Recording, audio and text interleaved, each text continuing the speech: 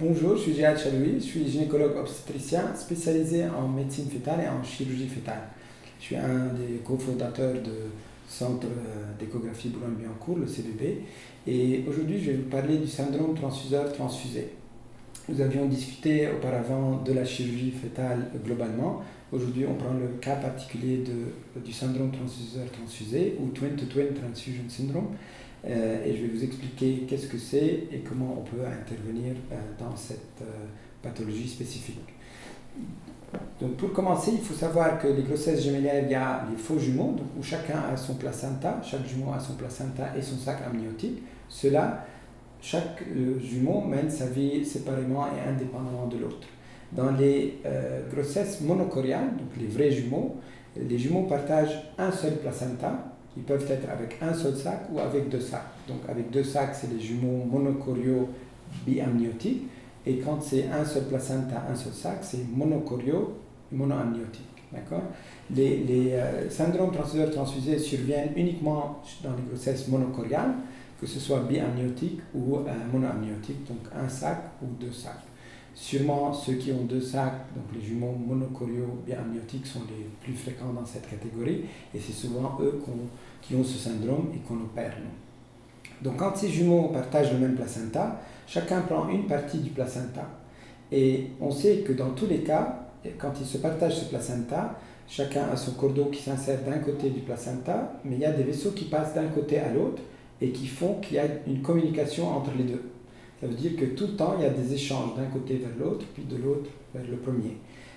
Le plus souvent, ces échanges sont équilibrés, donc les jumeaux monocoriaux le plus souvent mènent une vie ou une grossesse normale et aboutissent à la fin à un accouchement classique, on va dire, de jumeaux. Mais dans une petite proportion, cet échange, à cause de ces vaisseaux qui communiquent, qu'on appelle anastomose, se déséquilibre, donc se fait de façon déséquilibrée d'un côté vers l'autre. Ça veut dire de ce côté, il va passer vers le premier, donc celui-là, il va avoir un volume plus important de liquide. Ce n'est pas une vraie transfusion, mais c'est un volume de liquide qui va être plus important. Donc celui-là va être le transfusé, qui va avoir beaucoup de volume, beaucoup de liquide, et l'autre, il ne va plus avoir de liquide. Donc il y aura un qui s'appelle le receveur, qui va avoir beaucoup de liquide, et son sac va être très gonflé et bien rempli, et la vessie va être très remplie, il va faire pipi tout le temps, et son cœur va pomper beaucoup, donc il va se fatiguer au bout d'un moment. Et de l'autre côté, l'autre jumeau, qui a donné tout son volume, et qu'on appelle donneur, qui va avoir un sac qui est aplati, donc il ne va plus avoir de liquide dans son sac, ce qu'on appelle oligoamnios. On ne va pas voir sa vessie parce qu'il ne va plus faire pipi, et en fait il va être un peu coincé dans son sac parce qu'il n'a plus de liquide. Par définition, ça c'est le syndrome transfuseur-transfusé, où il y en a un qui a beaucoup de liquide et l'autre pas de liquide. Il y a différents stades dans ce syndrome, mais ce n'est pas important. Mais on sait qu'une fois qu'on a diagnostiqué ce syndrome, il faut faire quelque chose. Si on ne fait rien et on laisse le syndrome transfuseur-transfusé évoluer, on a 90% de risque de perdre les deux jumeaux. Parce que soit il y en a un qui se fatigue, soit que la poche des os devient très remplie, il y a des contractions, la poche des os se rompt, la femme accouche, donc il y a beaucoup de choses qui peuvent se passer, mais globalement, si on ne fait rien, dans 90% des cas, on perd les deux. Pour opérer ou pour intervenir, nous, ce qu'on fait, c'est qu'on peut rentrer grâce à des instruments qui sont très fins, des fétoscopes, donc qui nous permettent de rentrer dans l'utérus. On rentre dans l'utérus avec une caméra et un laser, une fibre laser, qui permet de coaguler ces vaisseaux.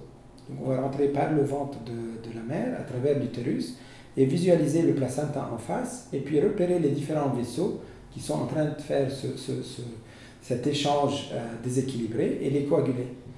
Et par cette technique, on va pouvoir transformer ce placenta qui est partagé entre les deux, en deux placentas séparés qu'on a coagulés, on a séparé entre les deux. Donc chacun aura son bout de placenta et ça permettra de rééquilibrer cet échange et d'arrêter au fait l'échange.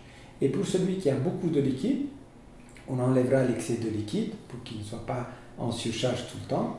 Et de l'autre côté, une fois que la chirurgie a réussi, le bébé, le donneur, va recommencer à faire pipi, il va remplir progressivement son sac. Cette chirurgie est assez minutieuse, il faut une formation spécialisée pour la faire, beaucoup de cas accompagnés et puis des cas à faire tout seul pour pouvoir la faire. Et grâce à ce type de chirurgie, on arrive à transformer le pronostic de perte de ces fœtus dans 90% des cas. On arrive à une survie de au moins un des deux fœtus dans 80% des cas. Ça veut dire qu'on transforme de façon très significative le pronostic de ces bébés qui arrivent à survivre. C'est sûr que si on parle de 80% des cas où il y a au moins un qui survit, on sait que dans 50% des cas, les deux vont tolérer l'intervention et vont survivre. Mais dans le reste des cas, dans 30%, il y en a un qui ne va pas tolérer l'intervention. Et malheureusement, dans 20% des cas, donc une fois sur 5 à peu près, on va perdre la bataille, on va perdre les deux parce qu'il y a des complications de la chirurgie, parce qu'ils n'ont pas toléré, parce que l'utérus va se contracter, parce qu'il y a de la rupture de la poche des os. Donc il y a plein de choses qui se passent, mais on sait qu'une fois que le syndrome transfuseur-transfusé est installé, il faut y aller, il faut faire l'intervention et viser les 80% de réussite, parce que si on ne fait rien, on perd dans 90% des cas. Donc si vous avez une grossesse monocoriale, il faut établir une surveillance rapprochée toutes les 2 semaines pour surveiller la croissance des bébés et le col et le risque d'accouchement prématuré, mais surtout pour éviter que ce syndrome s'installe et se développe de façon assez avancée avant de le diagnostiquer. Donc plus on intervient tôt, mieux c'est. Si vous avez une grossesse monocoriale, les experts au centre d'échographie Boulogne-Billancourt pourront vous accompagner pour éviter toutes les complications.